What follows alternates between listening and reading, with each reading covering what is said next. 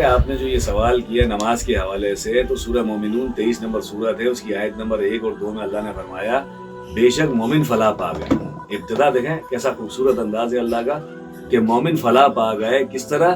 جو نماز پڑھتے ہیں، نماز میں خشوع و خضوع اختیار کرتے ہیں، جو نماز کو پورے التزام کے ساتھ پڑھتے ہیں، پوری وفاداری کے ساتھ پڑھتے ہیں، تو وہ فلاح پائیں گے۔ پھر اس کی اور مزید آگے اقسام بتائی، لیکن اگر آپ غور کریں تو نماز کسی حال میں معاف تو نہیں ہے۔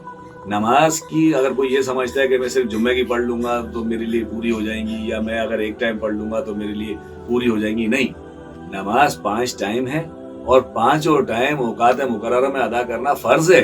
اور اگر کوتاہی ہو جائے، رہ جائے، یا کسی مشکل میں پڑ جائیں تو رات کو بعد میں قضا کر کے پڑھ کے پورا کر لیں اس کو۔ فرمایا رسول اللہ صلی اللہ علیہ وسلم نے کہ نماز وہ واحد حکم ہے اللہ کا جو معاف نہیں ہے، کسی بھی حال میں ادا کرنا ہے، کسی بھی حال میں۔ آپ بیمار ہیں، سفر میں ہیں، پریشانی میں ہیں، مشکل میں ہیں، حالت جنگ میں ہیں، تب بھی نماز معاف نہیں ہے۔ قرآن کے اندر رسول اللہ صلی اللہ علیہ وسلم کے حوالے سے کہ میرے نبی نے جنگ کا اللہ نے ذکر فرمایا کہ آپ کے ساتھ ایک جماعت نماز پڑھے، جب وہ پڑھ لے تو پھر دوسری جماعت کھڑی ہو جائے اور پہلی حفاظت پر کھڑی ہو جائے، لیکن نماز نہ چھوڑ جائے۔ تو میرے پیغمبر نے تو حالت جنگ میں نماز نہیں چھوڑی ہے، میرے آقا اور ان کے جانثاروں نے تو میدان جنگ میں نمازیں ادا کی ہیں۔ ہم حالت امن میں نماز چھوڑ رہے ہیں، اور ہمارے پاس بہانہ کیا ہے؟ ہمارے نوجوان بہانہ کیا کر رہے ہیں؟ نوجوان ہمارے بہانہ یہ کر رہے ہیں کہ جی میرے کپڑے صاف نہیں ہیں، میرے جو ہے نا میرے پاس ٹائم نہیں ہے۔